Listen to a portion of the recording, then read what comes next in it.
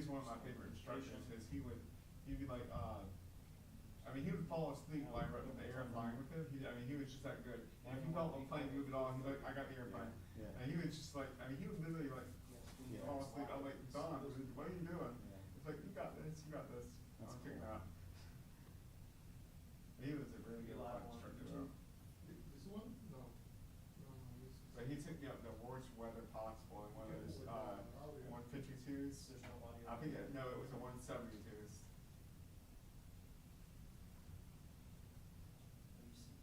Instrument training was terrifying. Yeah. At least with him. Sure. YouTube started.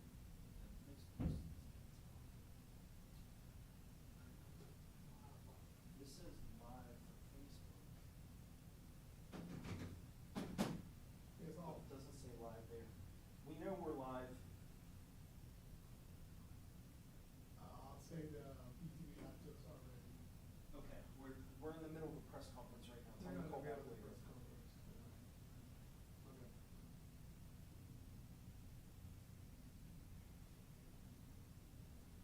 Why am I not seeing this?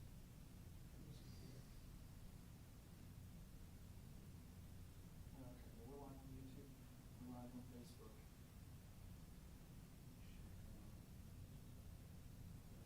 Good afternoon. Okay. 1 second. Mm-hmm.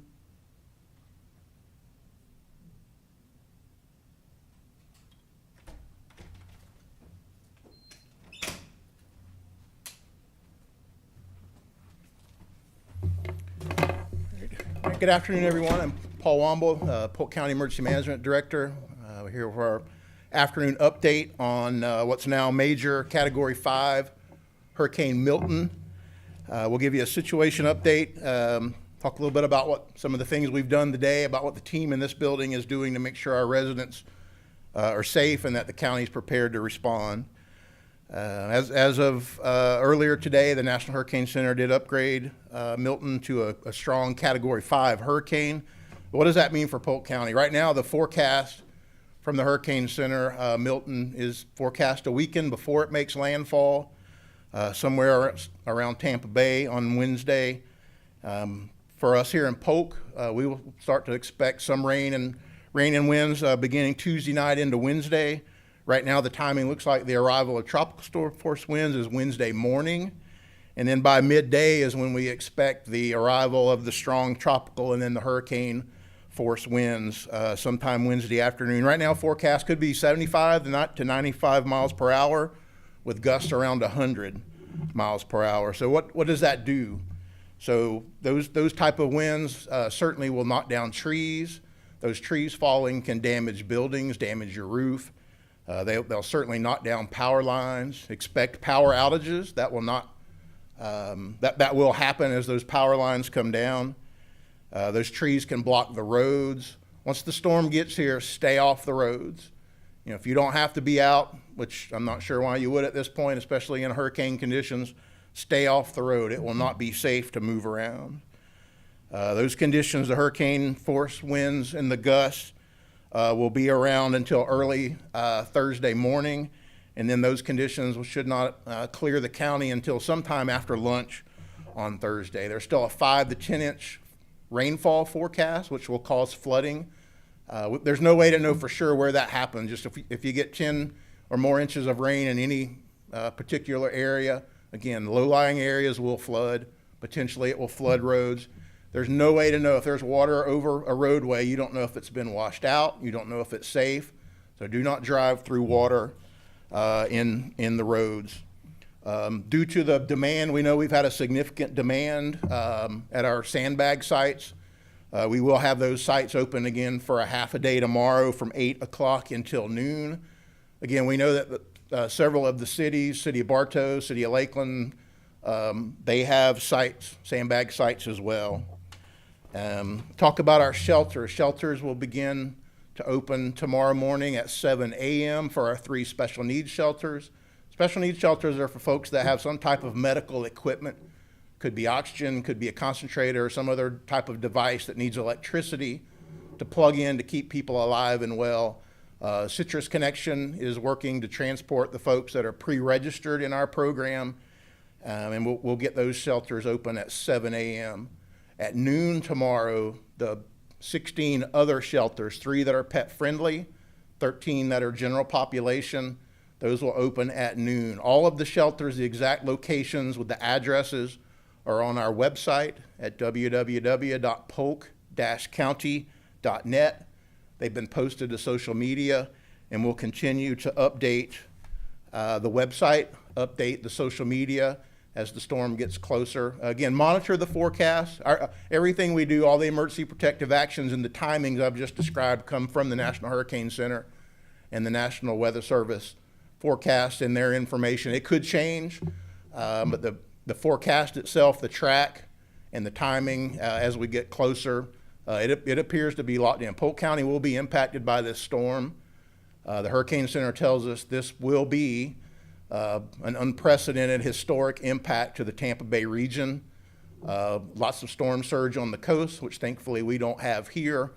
But certainly our cousins just to the west and folks that were already impacted by Helene will be impacted again. But we've got a team full of folks in the building, from our elected and senior officials to our cities to volunteer agencies, the Sheriff's Department and Polk County Fire Rescue. They're ready to respond, and we have all those plans in place. So just know there's a building full of people here and the team in the Emergency Operations Center and all of our partners here in Polk County. We work closely together. We work very well together, and it's all to make sure that our citizens are ready and that we're ready to respond. And we also have started some initial recovery planning for post-storm recovery. So again, Polk County, our website, we keep that updated. You can find links to all of our social media, the sandbag sites, the shelter locations. So polk-county.net. With that, I'll take any questions in the room. Nathan Watterson, WFOW, and we're up close on YouTube. It's where we're going to be found. So a lot of people are asking, they have boats and stuff like that close to lakes. So are you seeing any kind of flooding around lakes or pools or anything that could potentially overflow into homes? The question is about lakes and pools. You know, with 5 to 10 inches of rain, or some areas may get over 10 inches of rain. If that happens in any one location, lakes could rise. We've been in contact with both South Florida and Southwest Florida Water Management District. We're monitoring lakes. We're certainly concerned about potential flooding in Bartow along the Peace River Basin, and we do have some plans in place with our partners. The city of Bartow monitors that level of the Peace River. We watch that, but there's just no way to know. But with that type of rainfall potential, we have flooding potential across the whole county. Are we going to see anything like what we saw like up north or around the Panhandle as far as flooding goes, creeks? Again, with every storm's different, but if we were to see 10 to 15 inches of rain in any one location or across Polk County, and it may take a day or two for rivers to react and water to flow from the north, we have to be prepared for potential flooding anywhere in the county. What do you expect in terms of power outages? We certainly anticipate and expect power outages. Again, every storm's different, but in hurricanes in our past, we've seen as much as 90% of the county without power the next morning, maybe half the county without power the next morning. Again, we haven't seen a strong storm like this. When Hurricane Irma came over Polk County in 2017, it was a Category 1 storm. And the morning after the storm, it was 90+% of the county was without power. So we've talked to all our power companies today. Some of them are in the room. They're part of the team here, and they'll do everything they can to rapidly get that power restored. But we have to just be patient. Again, this is a regional impact. It's not just Polk County. We're focused on Polk County, but no, there's going to be impacts across our region and those type of services. It'll take some time to restore. So have you been in contact with state and more other county officials as far as bringing in support, bringing in supplies, bringing in other power companies? Are they prepped to come in? So have we been in touch with state officials in other counties? Absolutely. We coordinate twice a day with the State Emergency Operations Center. We've had numerous calls with state agencies today, through this activation. We've had our elected delegation, House and Senate members either on the phone or in the building. We talk constantly with the other counties, so we're all ready to respond. We'll bring in those resources as necessary. We've already brought in several semi-loads of state-provided water and shelf-stable meals, prepackaged meals that we'll be able to quickly get out into the community. Once it's safe, that we can go out and do assessments. And again, that's the type of information we'll get out in the next couple of days after the storm. But people need to be self-sufficient. You know, it may take 2 or 3 days after the storm. Are roads blocked? Are the facilities and locations where we would do that type of distribution, are they available? Do we need to move trees? Is it safe for vehicles? The Red Cross and Salvation Army, for example, they use mobile vehicles for mobile distribution. It's got to be safe for them to move around before we can start that type of recovery. Do you have any recommendations for as far as people are trying to get in, get food, get water, or they're trying to find water like grocery stores? I know there's going to be a lot of infrastructure like crowding, and but if people are trying to get out of the way of the path of the storm, as I know Davenport, Haines City, all that area is kind of really very heavy populated. So what would you recommend? Yeah, we've had some reports yesterday and again today. You know, there's been a lot of folks going to get gas in their cars, going to the grocery stores. Be patient. Everybody's trying to prepare. The arrival of the impacts, again, as long as the forecast does not change, you got all day tomorrow tonight and tomorrow to get that done. So there's no need to panic. But we've really got about another day or so to finish those preparations.